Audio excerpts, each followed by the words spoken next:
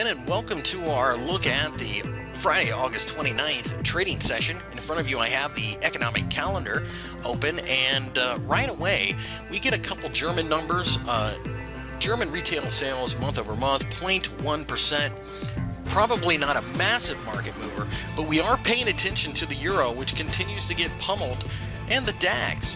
Most European indices right now look like they could pull back a little bit, and any miss will more than likely hurt the DAX and the euro itself, obviously, as it is a currency that right now a lot of people are pricing in central bank involvement with monetary policy being loosened, and that, of course, drives the value of the euro down. Looking at the charts, we get another European announcement that we feel could move the market. CPI year over year, expected at 0.3%. Anything negative there is probably going to seal the fate of the euro going forward. That's because a lot of people are questioning whether or not the ECB can do some type of quantitative easing.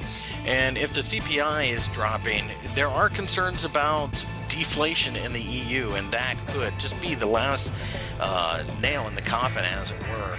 After that, we look to the United States for the next significant number that we really are going to be paying attention to.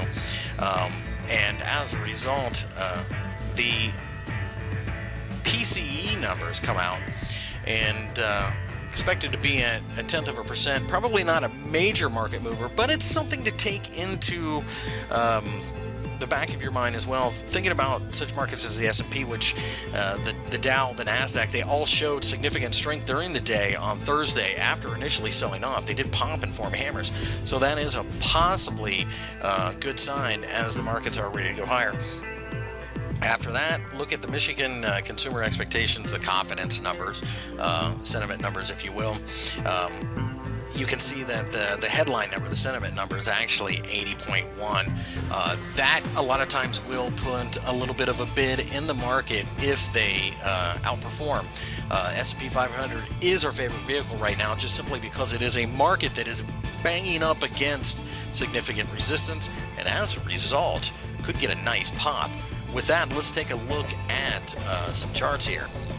Right now, the euro continues to just fall drastically. It really can't get out of its own way, and with some bad German or EU numbers, expect any short-term rally to be a selling opportunity. That's actually how we're approaching this market anyways, looking to sell every time it rises short-term.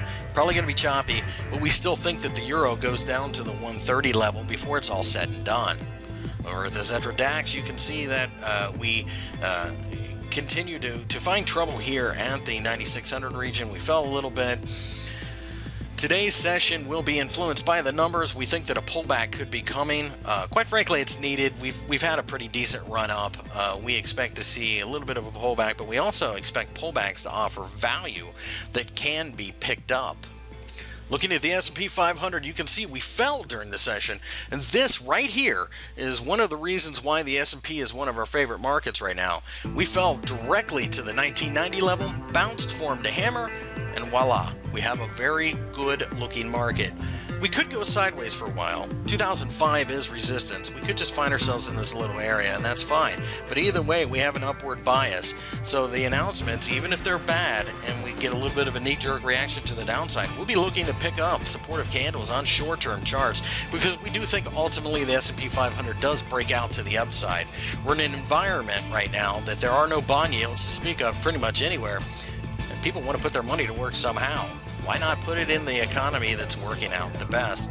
Most U.S. indices are the same scenario, really, where pullbacks just offer value that people are going to want to pick up. And with that being said, we've taken a look at the Friday, August 29th trading session.